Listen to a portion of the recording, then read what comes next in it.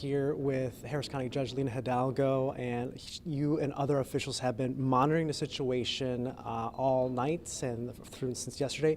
Talk to me about the latest updates in terms of emergencies. What's the status of what you are seeing throughout the county?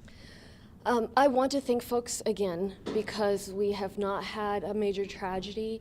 We're still, we could get reports that we don't know of, but as of yet, of course, there have been accidents and there have been some fires, but nothing absolutely major.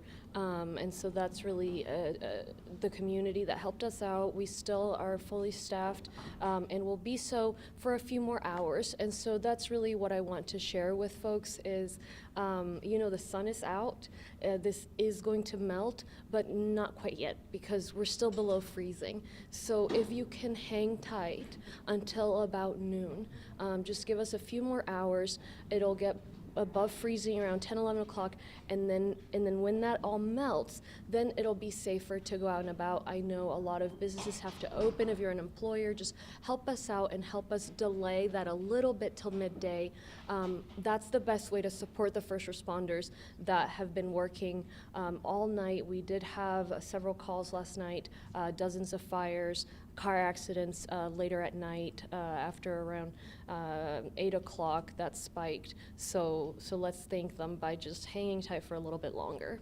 Yeah, you have access here to the different traffic cameras, seeing the different roads, and certainly with the airports opening up, many people throughout the county trying to get, back to their flights and things like that. Is that a concern that kind of the traffic flow is increasing this morning?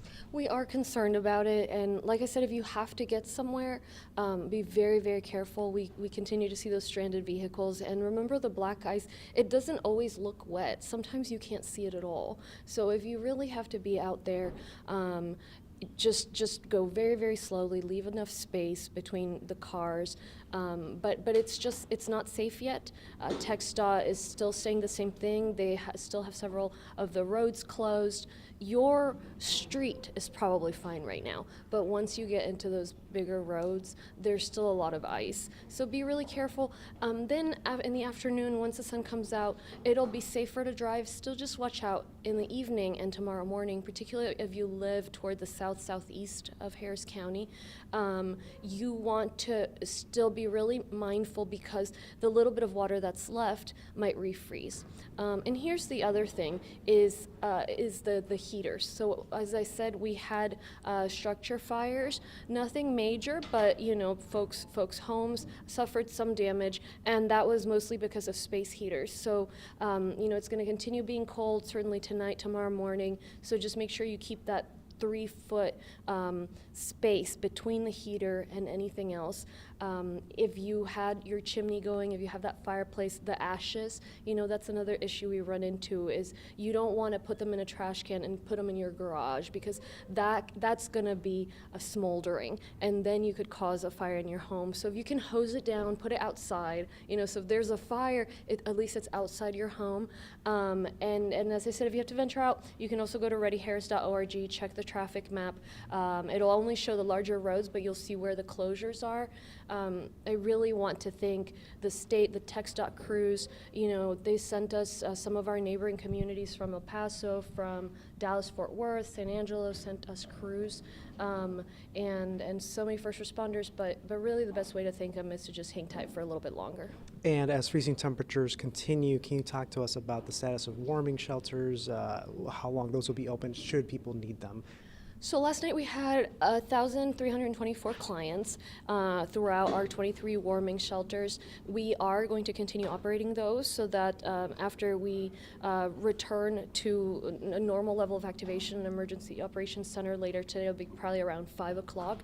The folks that will continue in sort of emergency mode will be those that are running the shelters. We'll have maybe some fewer shelters, but we know that there's still going to be some folks that need a place to be. Certainly the homeless population.